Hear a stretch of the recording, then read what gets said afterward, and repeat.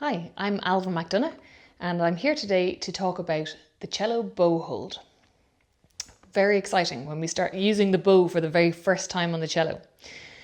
So of course there are plenty of ways that you can get playing with the bow. You can just put your hand around it like this and have a few plays on the instrument.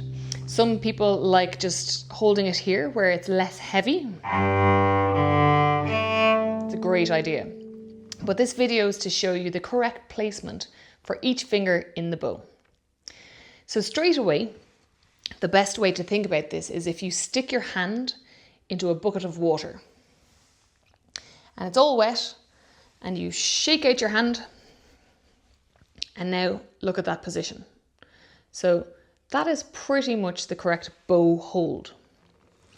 So where do we put them on the bow itself? So the first contact point is this silver part here in the bow. So you put your middle finger half on the silver and half on the hair. Like I say, when you do this, if your middle finger is in that point, then the other two fingers, you can just see them coming directly down with a little bit of space in between both. Okay, so very, very nice and easy there. You can see the little circle there on the frog of the bow. So you should be able to see it between your third and fourth fingers, this one and this one in cello fingering. So after that, we always like to have a little bit more space between our first and our second finger. And why is that? Again, it comes back to gravity on the cello. So if we don't have a big space between 1 and 2, when we're trying to stop the bow from falling downwards with our first finger, we don't have as much angle to work with. So we need a little bit of space to be able to help us keep giving a little bit of pull on that first finger. So you can see a little bit of space there.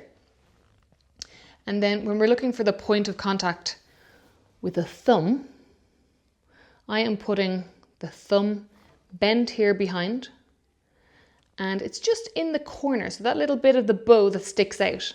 I'm just going to show you the indentation. If I press really, really hard, which we would never do on the cello, but you can see that on my thumb at what point I'm pressing.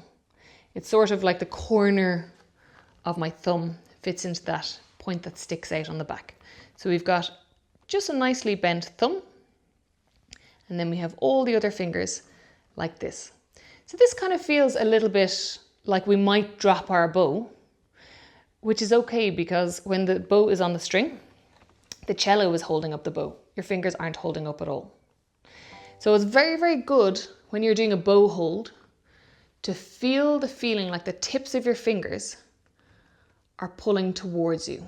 So that's a great feeling to have control over your bow hold. And then you're not pressing with your thumb at all. It's barely there to just support on the other side. So you can see my bow hold now is nice and firmly up.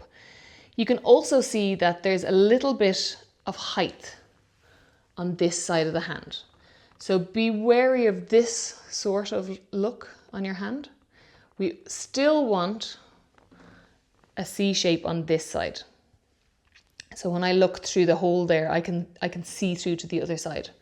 So there's a little bit of height there, but when you start, that's going to feel hard to organize because we need to develop this muscle so much. So have a look at my exercises to develop that muscle, which is in a different video.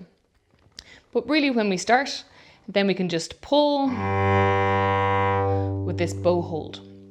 Now, that bow hold takes a little bit of time to develop and our hands at the beginning feel a little bit tired. So a great thing to experiment with this is to just move your hand up in the same bow hold, but it's much, much lighter here because the weight of the bow, when we try and balance it here, this is called the balance point. So you can see that the frog is obviously much heavier than this side of the bow. So the tip is very light, the frog is very heavy. So this is the point where we're at in balance. And because of that, if we just hold the bow a little higher, it doesn't have to be very high, but even on the silver,